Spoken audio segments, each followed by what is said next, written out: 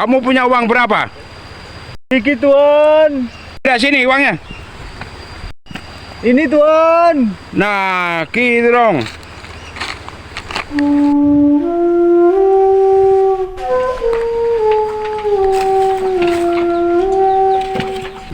Ngapain cari si Demang Tuan? Si Demang belum ngasih upeti sama saya. Kas kita kosong. Hidup tambah susah aja. Tadi ketemu Tuan Demang, dimintain upeti. Untung kambing saya umpetin. Kalau enggak udah dibawa juga. Itu ada warga Tuan. Kita pinta upetinya aja Tuan.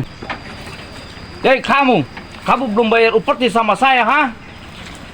Maaf Tuan, tadi saya udah dimintain Pak Demang. Kurang ajar tuh si Demang. Jangan lupa kamu bayar upeti ya.